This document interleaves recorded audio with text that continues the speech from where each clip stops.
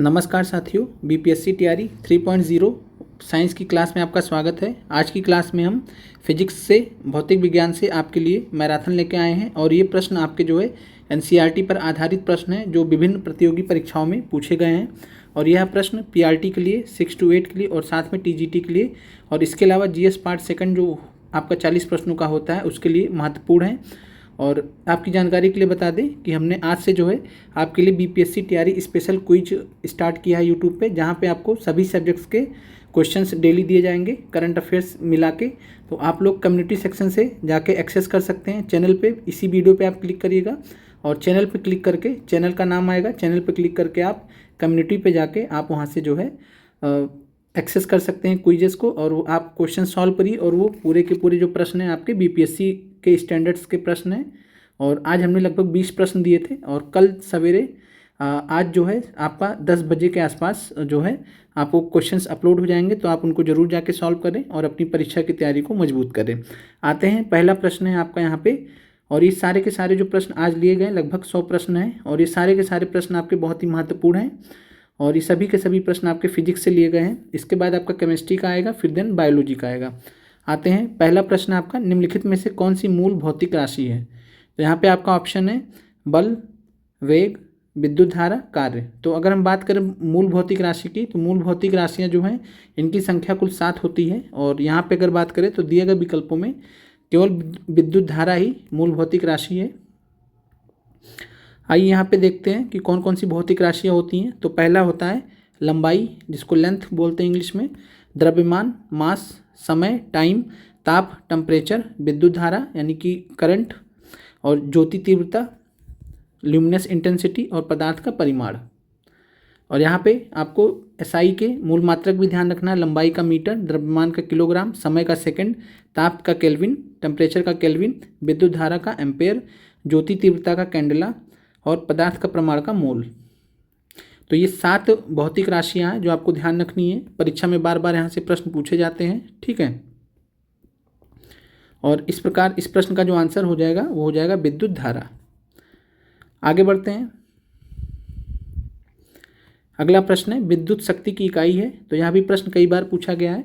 तो विद्युत शक्ति की इकाई आपको पता है, तो विद्युत शक्ति की इकाई क्या है? तो वॉट है आपका।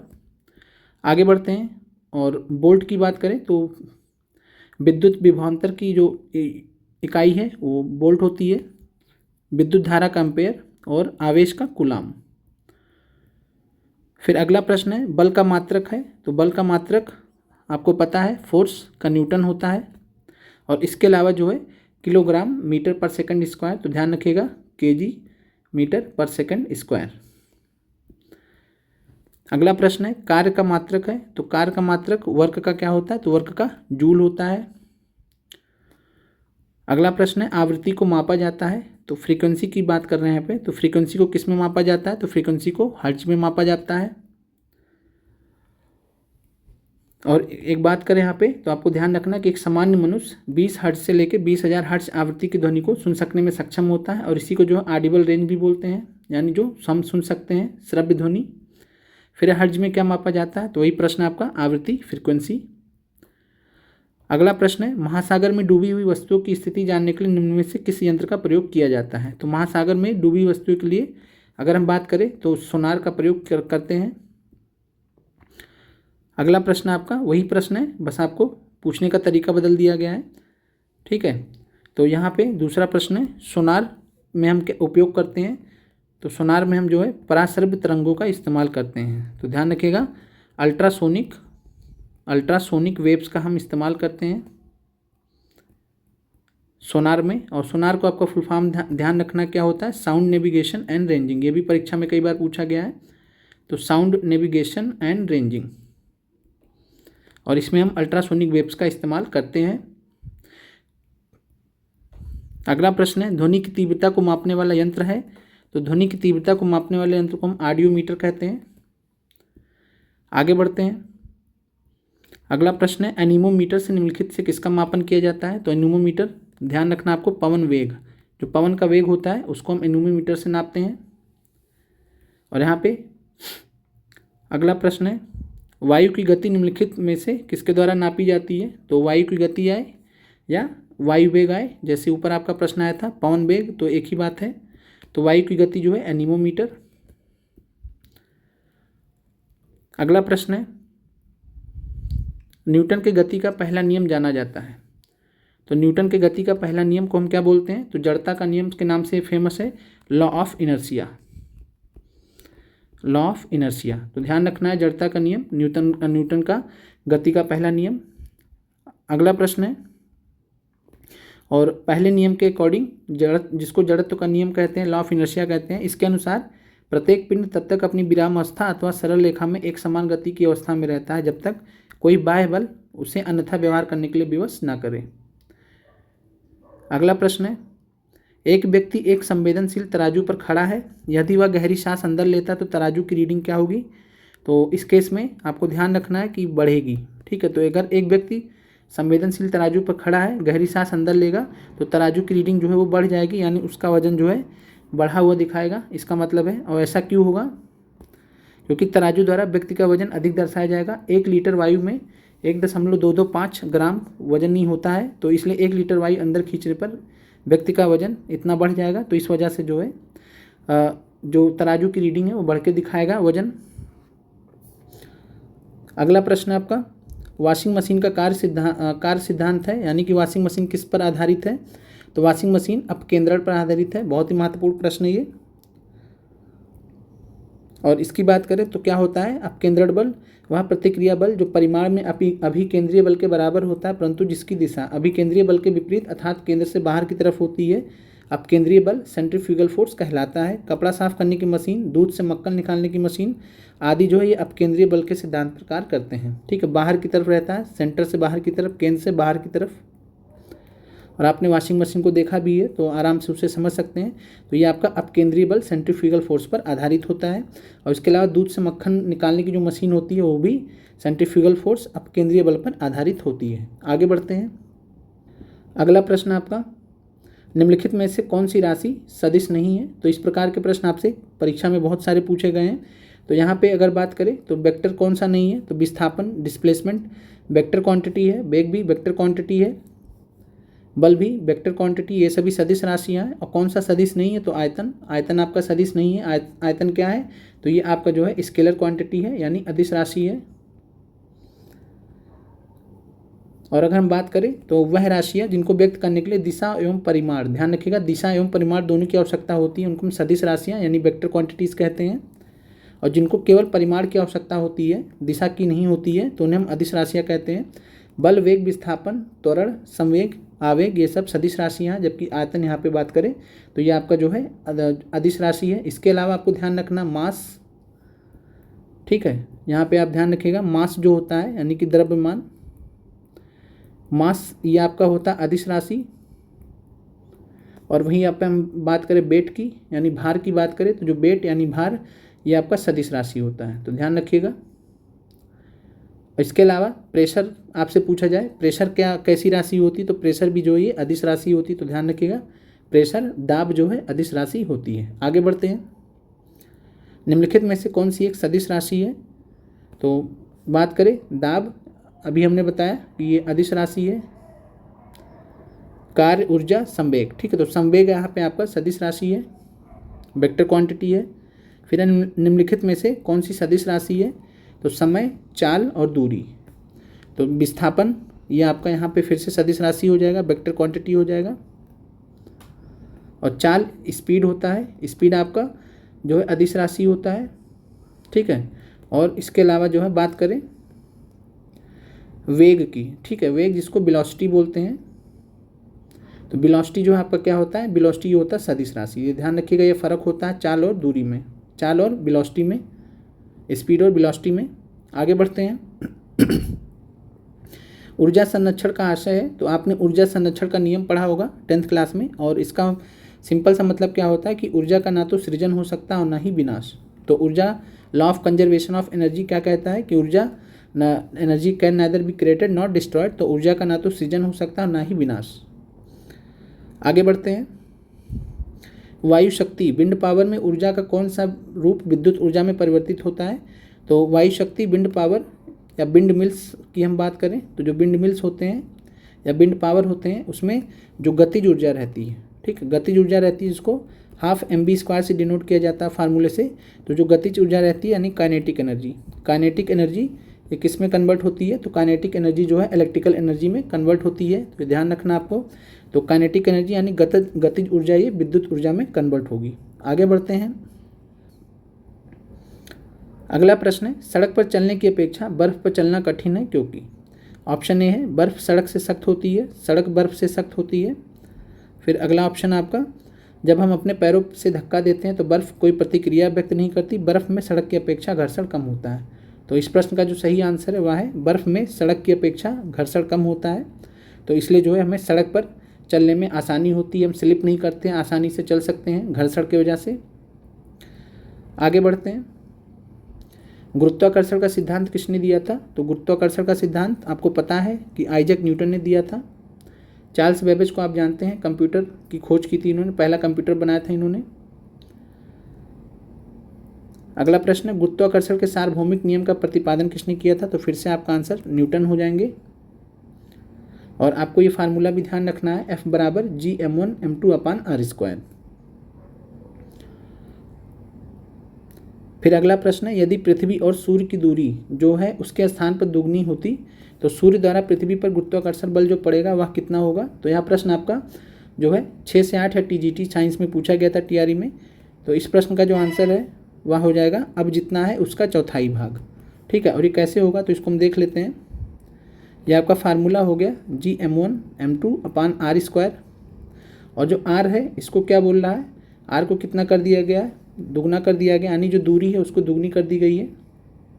और यहाँ पे आप Gm1m2/r² है, r² को 2r, r को 2r कर देंगे तो ये आपका Gm1m2 और 2 का स्क्वायर करेंगे तो 4 बाहर आ जाएगा, r², तो 1/4 टाइम्स हो जाएगा ये, ठीक है। तो ये 1/4 बाहर आ जाएगा, तो इस प्रकार जो है 1/4 ही रह जाएगा। तो इस प्रकार आपका आंसर हो जाएगा जितना बचा है उसका चौथाई भाग। तो अब जितना है उसका चौथा भाग या 1/4 भाग जो है होगा गुरुत्वाकर्षण बल। आगे बढ़ते हैं। लकड़ी, लोहे एवं मोम के समान आकार के टुकड़ों को समान ऊंचाई से पृथ्वी पर गिराया जाता है, कौन सा टुकड़ा सर्वप्रथम पृथ्वी की सतह पर पहुंचेगा। तो इस प्रकार का प्रश्न 6 से 8 साइंस में पूछा गया था, TRE 2 में। और यहाँ पे अगर बात करें तो जो है यहाँ पे जो यह प्रश्न है ये आपका जो है निर्यात में लिया गया है। निर्यात यानी कि वैक्यूम, जहाँ पे हवा नहीं है, ठीक है, हवा का अवरोध नहीं है, एयर रेजिस्टेंस नहीं है, तो इस केस में क्या हो जाएगा, सभी साथ साथ पहुँचेंगे। तो ये ध्यान रखना है, आदर्श परिस्थितियाँ इनको बोलते हैं। और आदर्श परिस्थितियों में जो है वायु प्रतिरोध को नगण्य माना जाता है, 0 माना जाता है। और जब वायु प्रतिरोध 0 में रहेगा तो जितने भी टुकड़े रहेंगे, जो भी आकार के रहेंगे, लकड़ी हुआ, लोहा हुआ, मोम हुआ, ये सभी जो है किसी भी समान ऊंचाई से गिराए जाएंगे तो धरती पर या पृथ्वी की सतह पर सभी साथ साथ पहुँचेंगे, ठीक है। आगे बढ़ते हैं। हवा में लोहे और लकड़ी की समान भार की गेंद को समान ऊंचाई से गिराने पर, तो अब यहाँ पे हवा की बात कर रहे हैं, हवा में जो है हवा के द्वारा प्रतिरोध होगा, तो उसके वजह से क्या होगा, लकड़ी की गेंद बाद में गिरेगी, लोहे की गेंद भारी होती है तो लोहे की गेंद पहले गिर जाएगी और लकड़ी की गेंद बाद में गिरेगी। तो आपका आंसर सी हो जाएगा। हवा की अनुपस्थिति में लोहे और लकड़ी के समान भार को समान ऊंचाई से गिराने पर एक साथ पृथ्वी पर पहुँचते, परंतु हवा की उपस्थिति में, प्रश्न आपसे हवा की उपस्थिति में पूछा है, तो लोहे और लकड़ी की समान भार की गेंद को समान ऊंचाई से गिराने पर लोहे की गेंद पहले पहुंचेगी और लकड़ी की गेंद बाद में गिरेगी। और अगर आपको प्रश्न में नहीं दिया रहेगा तो आपको आदर्श परिस्थितियों को मान के चलना है, जैसे इस प्रश्न में था, ठीक है। आगे बढ़ते हैं। अगला प्रश्न है, वर्षा की बूंद की गोलाकार आकृति का कारण क्या होता है। तो वर्षा की बूंद की गोलाकार आकृति का कारण होता है पृष्ठ तनाव, और इसको हम सरफेस टेंशन के नाम से जानते हैं। और सरफेस टेंशन से क्या होता है कि जो वर्षा की बूंदें होती हैं, या आप एक एक्सपेरिमेंट करके सिंपल टेबल पे आप पानी की बूंद गिराइए तो पानी का जो है स्फेरिकल शेप लेने का, गोलाकार आकृति ले लेगा सबसे कम समय, सतह को प्राप्त करने के लिए, सबसे कम जो है क्षेत्रफल को प्राप्त करने के लिए। तो किसी दिए गए आयतन के लिए गोलाकार आकृति के पृष्ठ का क्षेत्रफल अन्य आकृतियों के पृष्ठ के क्षेत्रफल से कम होता है। पृष्ठ तनाव के गुण के कारण किसी द्रव्य का स्वतंत्र पृष्ठ न्यूनतम क्षेत्रफल घेरने का प्रयास करता है, सबसे कम क्षेत्रफल में आने का प्रयास करता है। इस वजह से जो है यहाँ पे आपको गोलाकार आकृति मिलती है। इसलिए जो वर्षा की जो बूंदें होती कैसी होती, गोलाकार होती हैं। मिट्टी का तेल पानी के ऊपर इसलिए तैरता है, तो मिट्टी का तेल पानी के ऊपर क्यों तैरता है, तो इसका कारण है कि जो मिट्टी के तेल का घनत्व होता है पानी के घनत्व से कम होता है, इस वजह से मिट्टी का तेल पानी के ऊपर तैरता है। तो आंसर आपका बी हो जाएगा। आगे बढ़ते हैं। निम्नलिखित में से कौन सा पेट्रोलियम परिष्करण का उपोत्पाद है, तो बहुत महत्वपूर्ण प्रश्न है। तो पेट्रोलियम परिष्करण का उपोत्पाद यहाँ पे अगर बात करें तो एस्फाल्ट है, तो ध्यान रखिएगा, महत्वपूर्ण प्रश्न आपका एस्फाल्ट। आगे बढ़ते हैं। अपरिष्कृत पेट्रोलियम के निरंतर प्रभाजी आसवन द्वारा औद्योगिक उपयोग के विभिन्न उत्पाद प्राप्त किए जाते हैं। यह प्रक्रिया परिष्करण कहलाती है। एस्फाल्ट पेट्रोलियम का परिशोधन करने के दौरान उत्पन्न होता है। अगला प्रश्न है, शीतकाल में जब झील की ऊपरी सतह का पानी बर्फ में बदल जाता है फिर भी जलीय जंतु जीवित रहते हैं, तो ऐसा क्यों होता है। तो इस प्रश्न का जो सही आंसर है वो आपका है डी, पानी का घनत्व 4 डिग्री सेल्सियस पर सबसे अधिक होता है, जिससे बर्फ की ऊपरी सतह के नीचे पानी रहता है।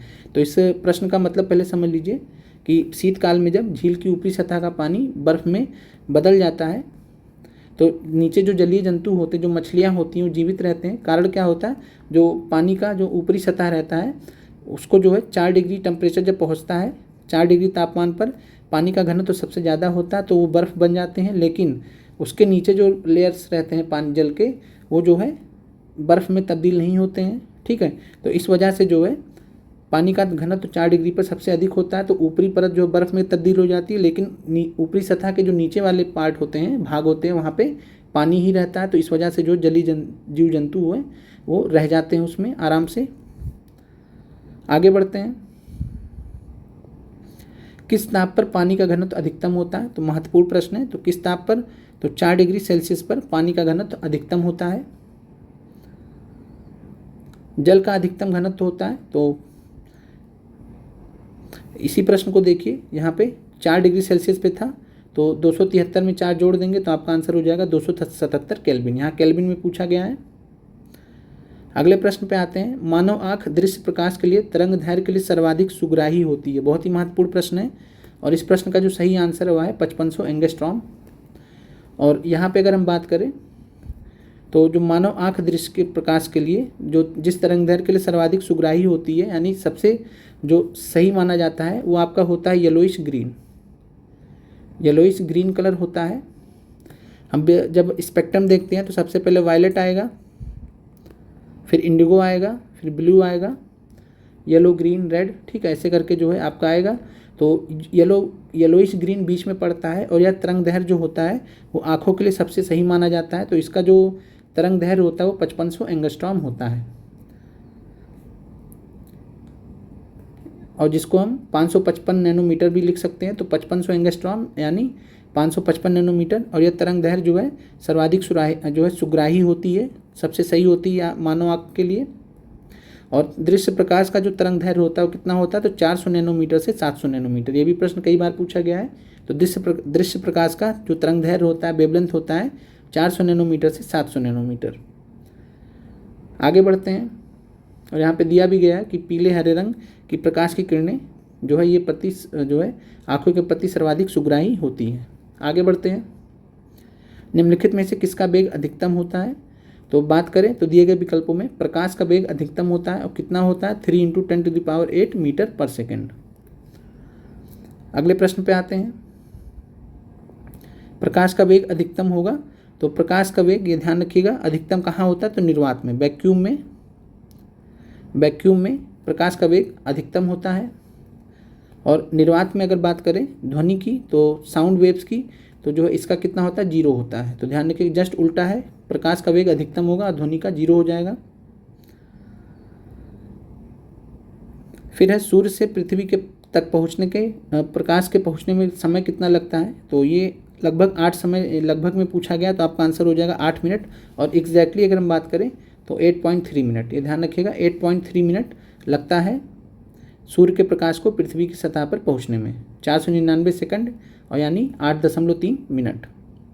अगला प्रश्न है, वही प्रश्न है, सूर्य का प्रकाश पृथ्वी पर पहुंचता है, तो ये आपका 8 मिनट हो जाएगा। जब प्रकाश एक माध्यम से दूसरे माध्यम में जाता है तो निम्न में से कौन सा अपरिवर्तित रहता है, तो यह भी प्रश्न आपका जो है 6 से 8 टीजीटी में पूछा गया है। और इस प्रश्न का आंसर हो जाएगा आवृत्ति। जो फ्रीक्वेंसी होती है जब प्रकाश एक माध्यम से दूसरे माध्यम में जाता है तो आवृत्ति यानी कि फ्रीक्वेंसी ये अपरिवर्तित रहती है। इसके अलावा तीव्रता, तरंगदैर्घ्य, वेग ये बदल जाते हैं, परिवर्तित हो जाते हैं, लेकिन जो आवृत्ति होती है वह जो है एक समान रहती है, अपरिवर्तित रहती है। अगला प्रश्न है, जब प्रकाश एक माध्यम से दूसरे में जाता है तो उनमें से कौन सा नहीं बदलती? वही प्रश्न है आपका, तो आंसर फिर से आवृत्ति है। आगे बढ़ते हैं। पूर्ण आंतरिक परावर्तन कब होता है? जब प्रकाश जाता है। बहुत ही महत्वपूर्ण प्रश्न है। और पूर्ण आंतरिक परावर्तन जिसको हम टोटल इंटरनल रिफ्लेक्शन बोलते हैं, टोटल इंटरनल रिफ्लेक्शन बोलते हैं। और ये कब होता है? जब प्रकाश जाता है हीरे से कांच में, डायमंड से जब ग्लास में, डायमंड से ग्लास में जब प्रकाश जाता है तो वहाँ पे हमें पूर्ण आंतरिक परावर्तन देखने को मिलता है। प्रकाश तंतु किस सिद्धांत पर काम करते हैं? प्रकाश तंतु यानी कि ऑप्टिकल फाइबर्स। तो ये फिर से आपका आंसर है पूर्ण आंतरिक परावर्तन, टोटल इंटरनल रिफ्लेक्शंस पे ऑप्टिकल फाइबर काम करते हैं। बहुत ही महत्वपूर्ण प्रश्न है ये। फिर प्रकाश ऊर्जा का ऑप्टिकल फाइबर में संचरण निम्नांकित घटना के अनुप्रयोग द्वारा किया जाता है। तो वही प्रश्न आपका ऑप्टिकल फाइबर जहाँ आ जाएगा, पूर्ण आंतरिक परावर्तन। मरीजों के पेट के अंदर परीक्षण करने हेतु डॉक्टरों द्वारा प्रयुक्त एंडोस्कोप निम्नलिखित में से किस सिद्धांत पर काम करता है? तो फिर से आपका आंसर है प्रकाश का जो है सकल आंतरिक परावर्तन, पूर्ण आंतरिक परावर्तन या एक ही चीज़ है। तो एंडोस्कोप में फाइबर ऑप्टिक्स तकनीक का प्रयोग किया जाता है। और जहाँ फाइबर ऑप्टिक्स की बात आ जाएगी तो आपका जो है पूर्ण आंतरिक परिवर्तन का सिद्धांत हो जाएगा। आगे बढ़ते हैं। मृग मरीचिका का कारण है? तो मृग मरीचिका यानी मृग तृष्णा। और इस यहाँ पे आपको जो है जितने भी उदाहरण हैं प्रकाश के पूर्ण जो है आपके प्रकाश के पूर्ण आंतरिक परावर्तन के, टोटल इंटरनल रिफ्लेक्शन के सारे उदाहरण यहाँ पे मिल जाएंगे। तो मृग मरीचिका जिसको मृग तृष्णा बोलते हैं, तो यह जो है प्रकाश का पूर्ण आंतरिक परावर्तन के कारण होता है। और ये क्या होता है? तो एक वायुमंडलीय दृष्टिभ्रम होता है जिसमें जो प्रेक्षक होता है अस्तित्वहीन जलाशय या दूरस्थ वस्तु के उल्टे या बड़े आकार के प्रतिबिंब और अनेक प्रकार के विरूपण देखता है। जैसे हम बहुत जब गर्मी होती है, धूप होती है, जब हम रोड साइड पे जा रहे होते हैं तो हमें लगता है कि आगे पानी है रोड पे, लेकिन जब वहाँ पहुँचते तो ऐसा नहीं होता है। तो एक उदाहरण है मरीचिका का या मृग तृष्णा का। एक कटा हुआ हीरा जगमगाहट के साथ चमकता है, इसका कारण क्या है? तो पूर्ण आंतरिक परावर्तन। पूर्ण आंतरिक परावर्तन के कारण एक कटा हुआ हीरा जगमगाहट के साथ चमकता है, शाइन करता है। किसी वस्तु के त्रिविमीय प्रतिरूप को अंकित करने तथा पुनरावृत्ति करने की तकनीक का नाम क्या है? तो 3 डायमेंशनल प्रतिरूप को अंकित और पुनरावृत्ति करने की तकनीक है, उसको हम होलोग्राफी कहते हैं।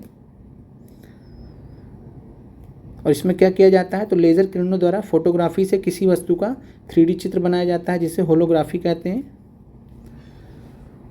अगला प्रश्न है वही सेम प्रश्न आपका, त्रिविमीय चित्र लेने के लिए निम्नलिखित में से किसका प्रयोग करेंगे? तो होलोग्राफी का प्रयोग करेंगे। अगला प्रश्न है दृष्टिपटल, रेटिना पर जो चित्र बनता है, तो ये आपका एनसीईआरटी से सीधा सीधा प्रश्न लिया गया। तो दृष्टिपटल रेटिना पर जो चित्र बनता है वो कैसा होता है? तो वस्तु से छोटा होता है व उल्टा होता है। तो ध्यान रखना वस्तु से छोटा और उल्टा होता है। फिर वायुमंडल में प्रकाश के विसरण का कारण क्या है? तो वायुमंडल में प्रकाश के विसरण का कारण अगर देखा जाए तो यहाँ पे धूल कण हैं, डस्ट पार्टिकल्स होते हैं। और सूर्य का प्रकाश विभिन्न रंगों का मिश्रण होता है। जब वह वायुमंडल से होकर गुजरता है तो मार्ग में आने वाले हवा के अणुओं तथा धूल अन्य पदार्थों के सूक्ष्म कणों द्वारा इसका प्रकीर्णन हो जाता है। इस वजह से प्रकाश का विसरण होता है। तो धूल कण आपका आंसर हो जाएगा। वातावरण में प्रकाश का विसरण निम्नलिखित में से किसकी वजह से होता है? तो फिर से वही आंसर है धूल कण। और देख रहे हैं आपकी जो है अलग अलग आयोग ने सेम प्रश्न को पूछा है। फिर वायुमंडल में प्रकाश के प्रसार का कारण क्या है? तो फिर से आपका आंसर है धूल कण। और 2021 में यहाँ पे पूछा गया है। निम्नलिखित में से किस रंग का सबसे लंबा तरंगदैर्घ्य होता है? तो सबसे लंबा तरंगदैर्घ्य होता है लाल का। और सबसे कम किसका होता है? तो बैगनी का। बैगनी का सबसे कम होता है। आगे बढ़ते हैं। सबसे कम तरंगदैर्घ्य वाला प्रकाश है तो आपका आंसर हो जाएगा बैगनी। और सबसे लंबा आपका जो है वेवलेंथ तरंगदैर्घ्य किसका होगा, किस प्रकाश का होगा? तो हो जाएगा लाल का। तो इस प्रश्न का आंसर आपको क्लियर है, बैगनी है। फिर अगला प्रश्न है, दृश्य वर्णक्रम में सबसे कम तरंग दैर्घ्य वाला रंग है, तो आपका आंसर फिर से बैगनी है। बार बार परीक्षाओं में प्रश्न पूछे जाते हैं और टीआरई में ये भी प्रश्न कई बार रिपीट हुए हैं। निम्नलिखित में से किसमें उच्चतम ऊर्जा होती है, तो यह भी प्रश्न आपका बीपीएससी टीआरई में पूछा जा चुका है। तो हाईएस्ट एनर्जी या उच्चतम ऊर्जा होती है, तो दिए गए विकल्पों में नीला प्रकाश में, ब्लू कलर में होती है। और अगर हम स्पेक्ट्रम की बात करें तो वायलेट से जो हम रेड की तरफ जाएंगे, लाल की तरफ जाएंगे, तो सबसे उच्चतम ऊर्जा आपकी वायलेट बैगनी की होगी और सबसे कम जो है न्यूनतम ऊर्जा होगी लाल प्रकाश की। तो ध्यान रखिएगा।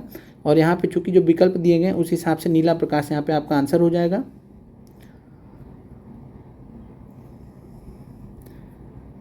अगले प्रश्न पे आते हैं, हमें वास्तविक सूर्योदय से कुछ मिनट पूर्व ही सूर्य दिखाई देने लगता है, तो यहाँ भी आपका 10th एनसीईआरटी का प्रश्न है। और यहाँ पे बात करें तो वास्तविक सूर्योदय से पहले कुछ मिनट ही सूर्य दिखाई देने लगता है। इसका कारण क्या होता है, तो प्रकाश का अपवर्तन, refraction of light. Refraction of light की वजह से ऐसा होता है। तो प्रकाश के अपवर्तन के कारण सूर्योदय से कुछ समय पहले तथा सूर्यास्त के कुछ समय बाद सूर्य क्षितिज के नीचे होने पर भी दिखाई पड़ता है। तो इसका कारण है प्रकाश का अपवर्तन। तो ध्यान रखिएगा। अगला प्रश्न है, ट्रैफिक सिग्नल में लाल प्रकाश प्रयुक्त होता है क्योंकि। तो यहाँ पे बात करें तो ट्रैफिक सिग्नल में जो रेड कलर यूज़ होता है उसका कारण क्या है कि उसकी जो तरंग दैर्घ्य लंबाई होती सर्वाधिक होती है। और इसके वजह से क्या होता है, तो इसके वजह से जो है प्रकीर्णन जो होता है तरंग दैर्घ्य के व्युत्क्रमानुपाती होता है और लाल रंग सबसे कम प्रकीर्णित होता है। तो ध्यान रखना है, लाल रंग सबसे कम प्रकीर्णित होगा, सबसे कम फैलता है और यह दूर से सर्वाधिक स्पष्ट दिखाई देता है। इस कारण ट्रैफिक सिग्नल में लाल प्रकाश प्रयुक्त होता है। अगला प्रश्न है, आकाश नीला दिखाई पड़ता है क्योंकि। तो आकाश नीला क्यों दिखाई पड़ता है, तो क्योंकि नीला प्रकाश जो होता है उसका प्रकीर्णन यहाँ पे सबसे ज़्यादा होता है, तो इस वजह से आकाश हमें नीला प्रतीत होता है। फिर वही प्रश्न है, आकाश नीला दिखाई पड़ता है क्योंकि। तो जो है अब यहाँ पे आकाश नीला दिखाई पड़ता है तो लघु तरंग दीर्घ तरंगों की अपेक्षा वायुमंडल द्वारा अधिक प्रकीर्ण होती है, तो लघु तरंग में आपका नीला रंग आ जाता है। ठीक है, वायलेट, इंडिगो और नीला रंग ये आपके लघु तरंग में आते हैं और दीर्घ तरंग जो है ये आपके लाल हो गए। तो इनकी अपेक्षा अगर बात करें तो वायुमंडल द्वारा जो लघु तरंग होते हैं जैसे नीला कलर, तो ये जो है वायुमंडल द्वारा अधिक प्रकीर्ण होते हैं। फिर आकाश का नीला रंग, तो आपका आंसर हो जाएगा फिर से प्रकाश का प्रकीर्णन। फिर है वही प्रश्न सेम है, सूर्यास्त तथा सूर्योदय के समय सूर्य के लाल रंग होने का प्रतीत होने का कारण क्या होता है। तो यहाँ पे सूर्य का प्रकाश का प्रकीर्णन, तो प्रकाश का प्रकीर्णन की वजह से सूर्यास्त तथा सूर्योदय के समय सूर्य का लाल रंग जो रेडिश कलर होता है, और यह भी आपका एनसीईआरटी का प्रश्न लिया गया है। तो सूर्य के लाल रंग का जो होने का कारण होता है प्रकाश का प्रकीर्णन।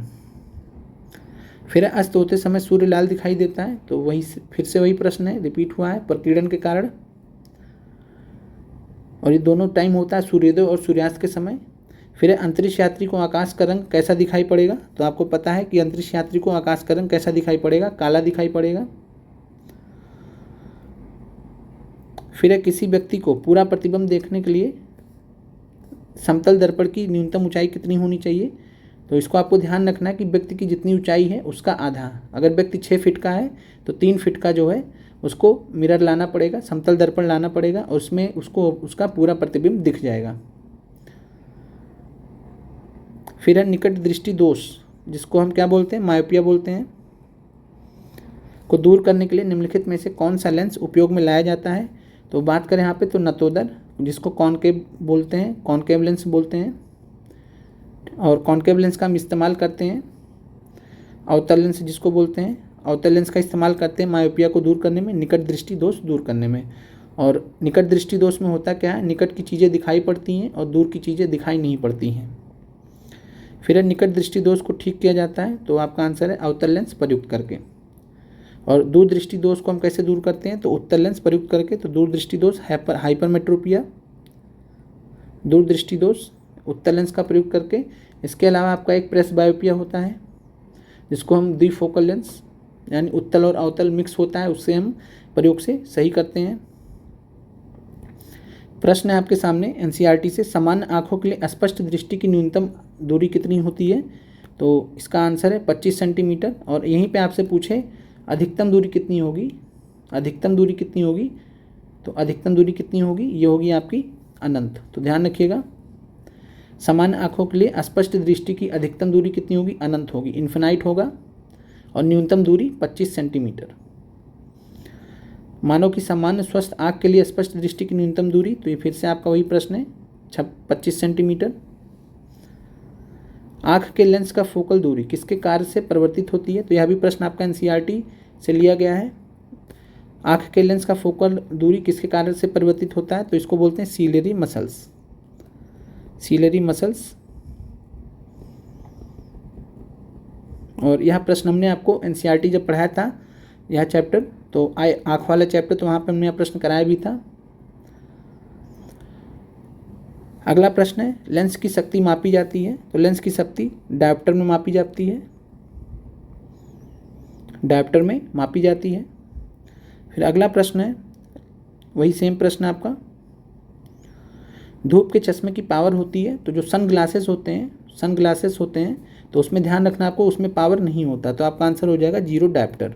तो धूप के चश्मे की पावर 0 डायोप्टर हो जाएगी, बिना पावर का होता है वो। मनुष्य की आँख में किसी वस्तु का प्रतिबिंब कहाँ बनता है?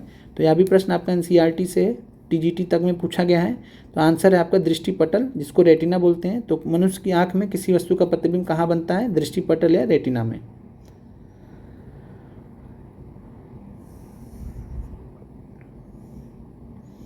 अगला प्रश्न है, संवहन द्वारा ऊष्मा का स्थानांतरण हो सकता है? तो कन्वेक्शन, संवहन को कन्वेक्शन बोलते हैं। और ऊष्मा का स्थानांतरण जो संवहन द्वारा होता है, ये गैस और द्रव्य दोनों में हो सकता है, ठोस में नहीं होता है संवहन द्वारा, तो ध्यान रखना है। और ठोस में किससे होता है? तो ये चालन द्वारा होता है, जिसको कंडक्शन बोलते हैं। और इसमें आप सिंपल में समझ सकते हैं कि आप रोटी का तवा जब भी गर्म करने के लिए रखते हैं, तो रोटी का तवा जिस तरीके से गर्म होता है उस प्रक्रिया को हम बोलते हैं कंडक्शन, चालन। और गैस और द्रव्य की बात करें तो संवहन द्वारा ऊष्मा का स्थानांतरण गैस और द्रव्य में होता है।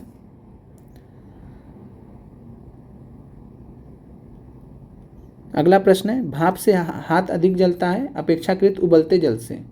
तो भाप से हाथ अधिक क्यों जलता है? क्योंकि भाप में गुप्त ऊष्मा होती है, लेटेंट हीट होता है, तो इस वजह से जो है भाप से हाथ अधिक जलता है। अगला प्रश्न है, किसी तापमान पर सेल्सियस और फ़ारेनहाइट पैमाने मेल खाते हैं? तो किस तापमान पर सेल्सियस और फ़ारेनहाइट पैमाने सेम होते हैं? तो ये आपका आंसर है -40 डिग्री सेल्सियस। और यहाँ पे आप वैल्यू रख देंगे तो आपका आंसर भी आ जाएगा।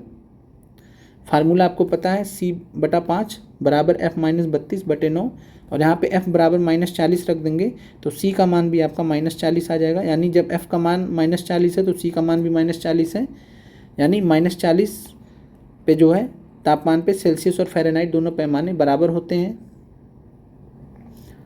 और अगला प्रश्न है, किस बिंदु पर फ़ारेनहाइट तापक्रम सेंटीग्रेड तापक्रम का दुगना होता है?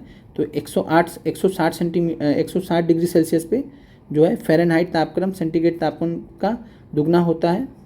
और यहाँ पे आप वैल्यू रखिएगा तो आपको आंसर मिल जाएगा। सेम प्रश्न है, बस आपको थोड़ा सा यहाँ पे बदल दिया गया। तो ये 2 प्रश्न जो है इस तरीके से परीक्षा में पूछे गए हैं। तो किस बिंदु पर फ़ारेनहाइट तापक्रम सेंटीग्रेड तापक्रम का दुगना होगा? तो 160 डिग्री सेल्सियस पे। एक स्वस्थ मनुष्य के शरीर का तापमान कितना होता है? तो एक स्वस्थ मनुष्य के शरीर का तापमान 37 डिग्री सेल्सियस के आसपास होता है। और यहाँ पे बात करें तो 36.89 डिग्री सेल्सियस होता है। और सुविधा के लिए 36.9 डिग्री सेल्सियस बताया गया है। और फ़ारेनहाइट में बात करेंगे तो 98.6 फ़ारेनहाइट। यहाँ पे आपको प्रश्न है, मानव शरीर का सामान्य तापक्रम 98.4 फ़ारेनहाइट है, इसके बराबर डिग्री सेल्सियस में कितना तापक्रम होगा, टेम्परेचर होगा? तो ये आपको सॉल्व करने पर 36.89 आएगा।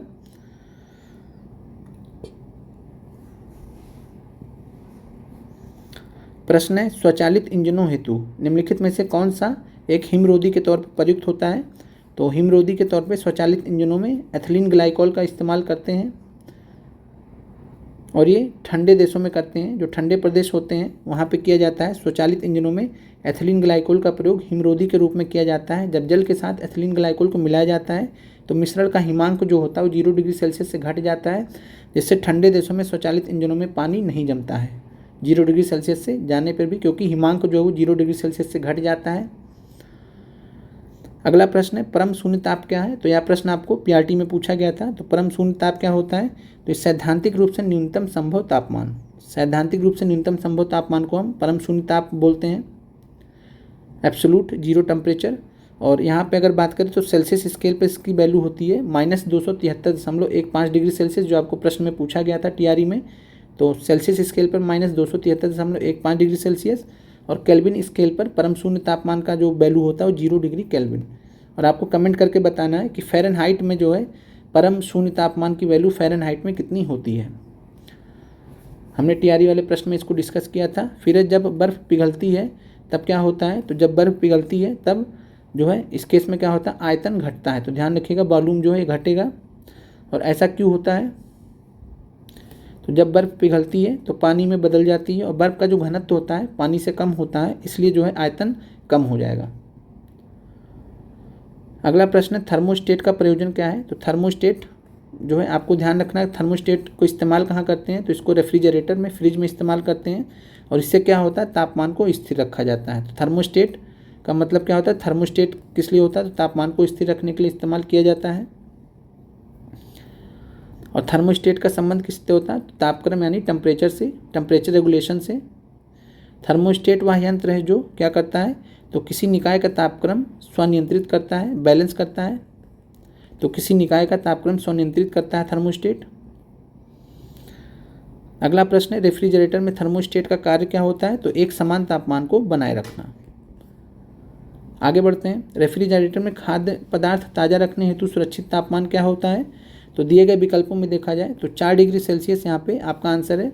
और वैसे अगर हम देखते हैं तो 1.7 से 1.7 डिग्री सेल्सियस से 3.3 डिग्री सेल्सियस जो है ये तापक्रम माना गया है अंतर्राष्ट्रीय मानकों के अनुसार।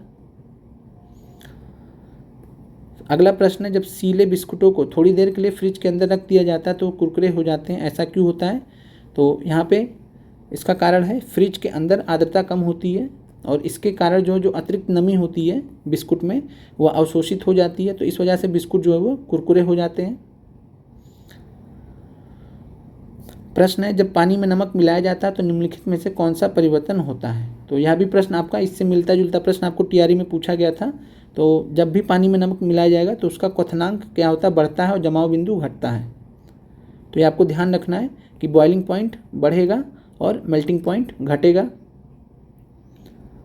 तो जल में नमक जैसी कोई अशुद्धि मिलाने पर उसका क्वथनांक बढ़ जाता है, और दूसरी तरफ इम्प्योरिटीज़ को मिलाने से सामान्यतः गलनांक कम हो जाता है। तो 0 डिग्री यहाँ पे जो है कुछ आपको एग्जाम्पल दे दिया गया, ठीक है। तो बस आपको ये ध्यान रखना है कि जब पानी में नमक मिलाया जाएगा या इम्प्योरिटीज़ मिलाई जाएंगी तो उस केस में क्या होगा, क्वथनांक बढ़ेगा और जमाव बिंदु घटेगा। और यह प्रश्न आपको बीपीएससी तैयारी में पूछा भी गया है। जब पानी में साधारण नमक मिलाया जाता है तो पानी के क्वथनांक बिंदु और हिमांक बिंदु, तो वही प्रश्न है। तो जो पानी का क्वथनांक बिंदु वो बढ़ता है और हिमांक बिंदु घटता है, तो क्रमशः बढ़ेंगे और घटेंगे, आपका आंसर हो जाएगा। थर्मस फ्लास्क में लंबे समय तक एक तरल गर्म और जो है ठंडा रहता है, क्योंकि उष्मा की कोई हानि अथवा प्राप्ति नहीं होती है। तो किसके कारण, तो यहाँ जो है आपका आंसर संचालन भी है, संवहन भी और विकिरण भी है। तो आपका आंसर है सी, ए और बी। तो थर्मस फ्लास्क में 2 परतों के बीच वैक्यूम होने के कारण संचालन, संवहन और विकिरण की क्रिया से उष्मा की हानि अथवा प्राप्ति नहीं होती है। इस वजह से कोई चीज़ अगर गर्म है तो गर्म अवस्था में रहती है, कोई चीज़ ठंडी है तो ठंडी अवस्था में रहती है थर्मस फ्लास्क में।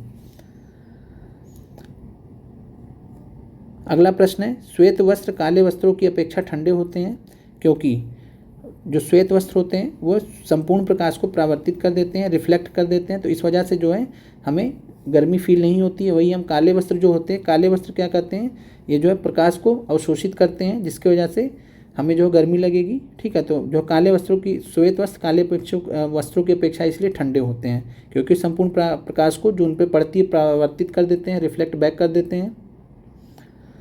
पसीने का मुख्य उपयोग क्या है, तो पसीने का मुख्य उपयोग क्या होता है, तो शरीर का ताप नियंत्रित करने में। तो ध्यान रखिएगा शरीर के तापमान को नियंत्रित करने में पसीने का मुख्य उपयोग है।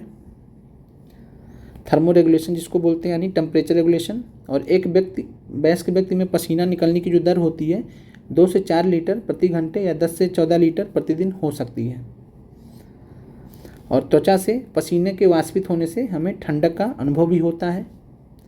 कभी आप बहुत ज़्यादा मेहनत कर लीजिए, फिर पंखे के नीचे खड़े हो जाइए, तो आपको जब पसीना वाष्पित होगा तो ठंडक का अनुभव होगा। अगला प्रश्न है, गर्म मौसम में पंखा चलाने से आराम महसूस होता है क्योंकि? ठीक है, वही प्रश्न है। तो हमारा पसीना क्या होता है, तेज़ी से वाष्पीकृत होता है, जो भी हम आपको उदाहरण दिए वही प्रश्न आ गया आपको।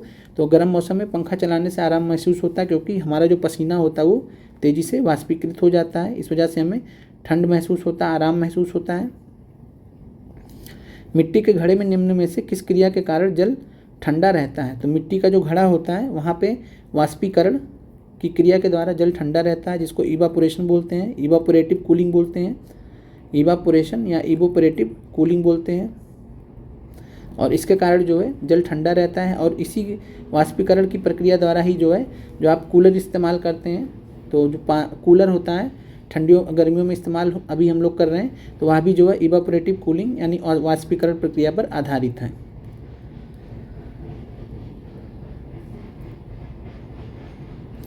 अगला प्रश्न है, प्रेशर कुकर में खाना जो है कम समय में पकता है क्योंकि? तो प्रेशर कुकर में खाना कम समय में पकता है क्योंकि अधिक दाब के कारण उबलते पानी का ताप बढ़ जाता है, तो दाब प्रेशर ज़्यादा लगता है वहाँ पे, और उस वजह से उबलते हुए पानी का जो टेम्परेचर होता है बढ़ जाता है, तो इस वजह से जो है प्रेशर कुकर में खाना कम समय में पक जाता है। फिर आपका वही प्रश्न है आपको कि प्रेशर कुकर में खाना शीघ्रतापूर्वक बन जाता है, तो यहाँ पे ऑप्शन थोड़ा सा बदल दिया गया। तो बढ़ा हुआ जो दाब होता है वो क्वथनांक को बढ़ा देता है।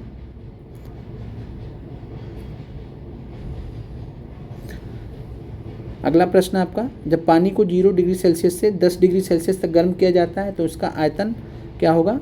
तो 0 से 10 डिग्री सेल्सियस जब गर्म किया जाता है तो पहले तो 0 से 4 तक जाएंगे।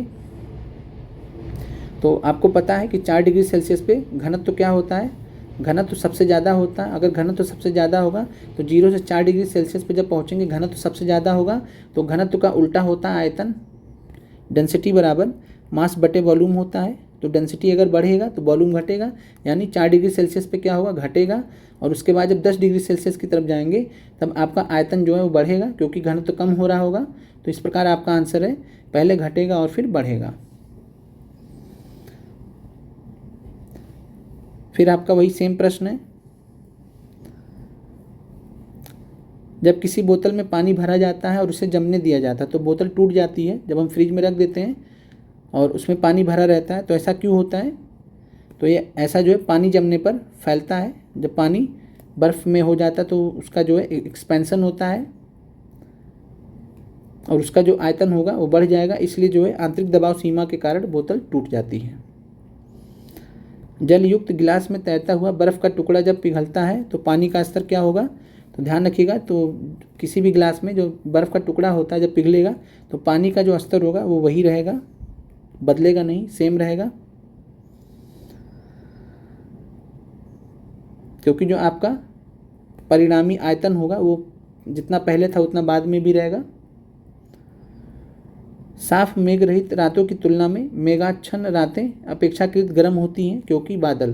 तो अगर हम बात करें तो जिस दिन बादल होते हैं आसमान में और जिस दिन बादल रहित होता है, यानी आसमान एकदम साफ़ होता है, तो जो आसमान जिस दिन बादल रहते हैं उस दिन गर्म ज़्यादा अधिक फील होता है हमें।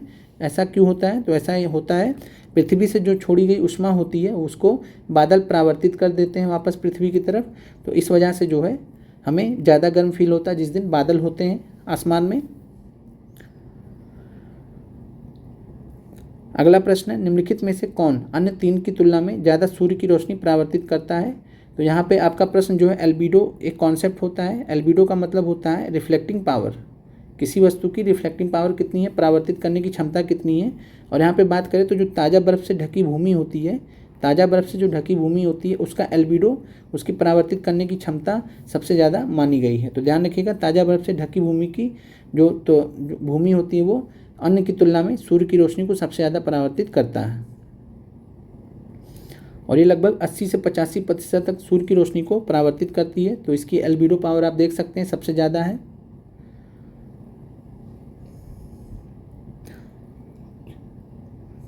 अगला प्रश्न है, शीत प्रकोष्ठ में भंडारित फल अधिक समय तक चलते हैं। तो शीत प्रकोष्ठ में भंडारित फल जो अधिक समय तक चलते हैं इसका कारण क्या होता है? क्योंकि जो श्वसन की दर है वो घटा दी जाती है, तो इसलिए जो है जो फल होते हैं वो ख़राब नहीं होते हैं, श्वसन की दर घटा दी जाती है। और श्वसन की दर जितनी अधिक होगी, फलों के पकने उनके क्षय होने की दर भी उतनी अधिक होती है, इसलिए श्वसन की दर घटाते हुए जो है इसको हम संरक्षित कर लेते हैं। और इसमें कम ऑक्सीजन एवं कम श्वसन दर वाली परिस्थितियों में फलों के अधिक समय तक संरक्षित कर लेते हैं हम लोग। फिर शीत प्रकोष्ठ में फल भंडारण दीर्घ भंडारण जीवन देता है, क्योंकि तो वही आपका प्रश्न है, श्वसन दर का ह्रास हो जाता है, कमी आ जाती है। कमरे में रखे रेफ्रिजरेटर का दरवाज़ा खोलकर हम क्या कर सकते हैं, तो अगर हम कमरे में रेफ्रिजरेटर है उसका दरवाज़ा खोल देंगे तो उससे क्या हो सकता है, तो जो है कमरे को थोड़ा गर्म कर सकते हैं। तो ध्यान रखिएगा, आपका आंसर हो जाएगा कमरे को थोड़ा गर्म कर सकते हैं। जो आपके आज के प्रश्न हैं वो समाप्त होते हैं। आप लोग कमेंट करके ज़रूर बताएं कि आपको क्लास कैसी लगी, और साथ में आप यूट्यूब पे जाके कम्युनिटी सेक्शन में चले जाइएगा, या फिर आपको वैसे भी रिकमेंडेशंस आते होंगे, क्वेश्चंस आपको जब आप चैनल ओपन करते होंगे तो आपको क्वेश्चंस नज़र आते होंगे, और उन सभी क्वेश्चंस को आप सॉल्व कर लीजिएगा। और आप इस वीडियो के ऊपर क्लिक करके आप देख लीजिएगा, वहाँ से आप कम्युनिटी सेक्शन में जाइए और क्वेश्चंस को सॉल्व कीजिए और अपनी तैयारी को मजबूत करिए। करंट अफेयर्स के सवाल भी आपको यहाँ पे दिए जा रहे हैं, और साथ में सभी सब्जेक्ट्स के भी, और जो आपकी महत्वपूर्ण प्लेलिस्ट है आपके लिए, आपको कमेंट में लिंक में दे दी जाएगी। तो मिलते हैं अगले वीडियो में। आप लोगों का देखने के लिए बहुत बहुत धन्यवाद।